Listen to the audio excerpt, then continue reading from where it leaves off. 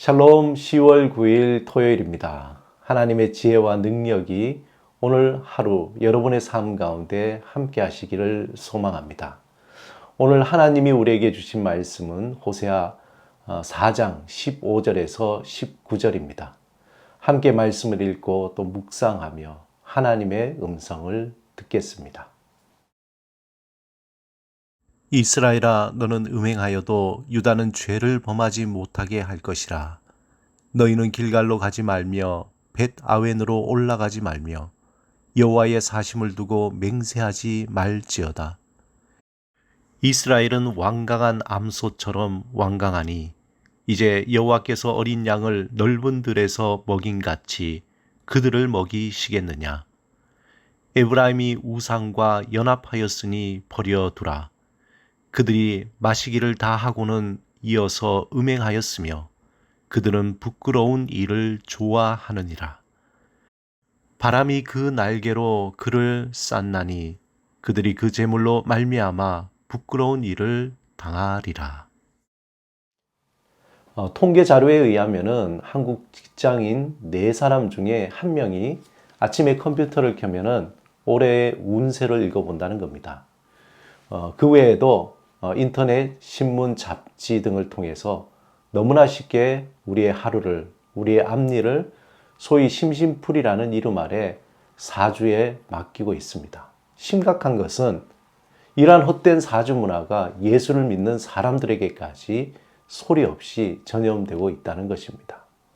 오늘 본문은 어제에 이어서 하나님의 가장 소중한 진실과 인애를 잃어버린 이스라엘의 구체적인 죄악들에 대해서 말씀하고 있습니다. 이스라엘은 이제 일반적인 생활의 모습이 이방 신당의 제물을 바치면서 나무 그늘에 간음하는 등 총체적으로 부패로 이어지고 있습니다. 하나님과 교제가 끊어지고 하나님을 그 마음에 두기 싫어하는 삶은 겉으로 보기에는 아무런 문제가 없어 보이지만 영적인 타락과 육적인 타락으로 이어지게 됩니다. 마치 의사가 수술을 하려고 배를 열었다가 그 병이 너무 심각해서 도저히 손을 쓸 수 없게 된 것이죠. 그리고 다시 덮어버리는 것처럼 이스라엘 백성들에게는 도저히 손을 댈 수 없을 정도로 죄가 퍼지고 있었습니다. 이제 북이스라엘의 이러한 강한 죄의 점연성이 남유다로 퍼지지 않도록 하나님은 경고합니다. 본문 15절에 이스라엘아, 너는 음행하여도 유다는 죄를 범하지 못하게 할 것이라. 너희는 길갈로 가지 말며 벳 아웬으로 올라가지 말며 여호와의 사심을 두고 맹세하지 말지어다. 오늘 본문 말씀은 이스라엘 내가 행음하고 사는 것은 좋지만 왜 유다까지 죄를 범하게 만드느냐는 것입니다. 15절의 길갈이라는 것은 우리가 잘 알듯이 이스라엘 백성들에게 정말 매우 신앙적으로 중요한 장소입니다. 그곳에서는 그들이 가나안 땅에서 들어왔을 때에 오직 하나님만을 섬기겠다고 헌신했던 장소입니다. 애굽에서부터 그들이 지고 있었던 죄의 흔적을 청산하기 위해서 할례를 베풀며 하나님께 결단했던 장소입니다. 이 벳 아웬이라는 말은 베델을 의미합니다. 여기에서 베델은 여로보암이 금송아지를 세웠던 베델을 다르게 부른 것입니다. 원래 여러분 베델이라는 뜻이 무엇입니까? 하나님의 집입니다. 그런데 이제 그곳은 우상의 집인 벳 아웬으로 바뀌게 된 것이죠. 하나님의 거룩한 곳이었던 길갈과 베델은 이제 음란한 예배의 본산으로 전락해 버린 것입니다. 그래서 하나님은 유다 사람들에게 길갈과 베델로 올라가지 말라고 경고하고 있습니다. 하나님은 이제 이스라엘을 살리는 것은 이미 불가능하고 유다에게라도 전염되지 않도록 경고하고 있습니다. 이스라엘은 완강한 암소처럼 하나님의 계명을 거부하고 반역하게 되었습니다. 급기야 그들이 감당할 수 없다고 포기하십니다. 더욱 불행한 것은 이제 이스라엘 백성들이 우상과 완전히 하나가 되어서 우상 숭배에 빠지게 됩니다. 그러자 하나님은 그들을 그 절망적인 상태, 총체적인 타락의 상태에 내어버리게 됩니다. 본문 17절에서 19절에 보면 에브라임이 우상과 연합하였으니 버려두라. 그들이 마시기를 다하고 이어서 음행하였으며 그들은 부끄러운 일을 좋아하느니라.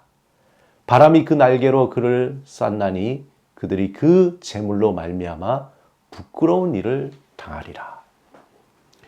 이들의 상태에 대해서 로마서 1장 21절에서 23절에 보면 하나님을 알되 하나님을 영화롭게도 아니하며 감사하지도 아니하고 오히려 그 생각이 허망하여지며 미련한 마음이 어두워졌나니 스스로 지혜 있다 하나 어리석게 되어 썩어지지 아니하는 하나님의 영광을 썩어질 사람과 새와 짐승과 기어다니는 동물의 모양의 우상으로 바꾸었느니라. 우리의 삶 가운데 하나님을 찬양하고 영화롭게 하는 삶, 구체적으로 매일 삶 속에서 하나님을 만나며 하나님만이 나의 힘이시고 나의 삶을 이끌어 주실 분이시라고 하는 그 고백이 흐려질 때 우리의 생각이 허망하여지며 미련한 마음이 듭니다. 우리의 입술에서 하나님을 향한 감사가 줄어들고 끊어지기 시작합니다. 우리의 입술에 감사보다는 불평과 불만과 또 부정적인 언어가 늘어가면서 우리의 마음, 하나님을 기뻐하시는 생각보다 허망한 생각으로 가득 차게 됩니다. 에덴 동산에서 사탄은 하와에게 하나님과 동등하게 해주겠다고 그 하나님의 약속을 깨어버리라고 위험한 거래의 손길을 내밀었습니다.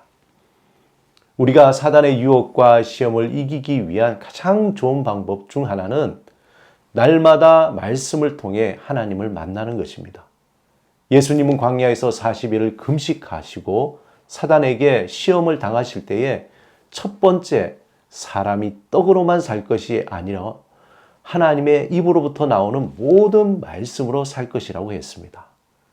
두 번째 시험에서 예수님은 주 너의 하나님을 시험하지 말라고 했습니다. 또한 세 번째 시험에서 주 너의 하나님께 경배하고 다만 그를 섬기라고 하나님의 말씀으로 물리쳤습니다.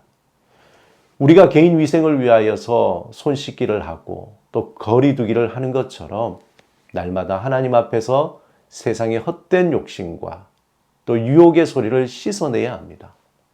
또한 하나님을 더 가까이 하고 사단의 시험과 거리 두기로 믿음의 삶을 보호해야 합니다. 오늘도 경건에 이르는 연습으로 하나님께 가까이 나가시기 바랍니다. 또한 세상의 그 유혹과 거리 두기를 하는 영적으로 깨어있는 여러분의 삶이 되시기를 주님의 이름으로 축원합니다. 오늘 하루를 주님께 맡기며 하나님께 기도드리겠습니다. 주님, 생명의 말씀으로 사단의 유혹을 물리치게 하소서.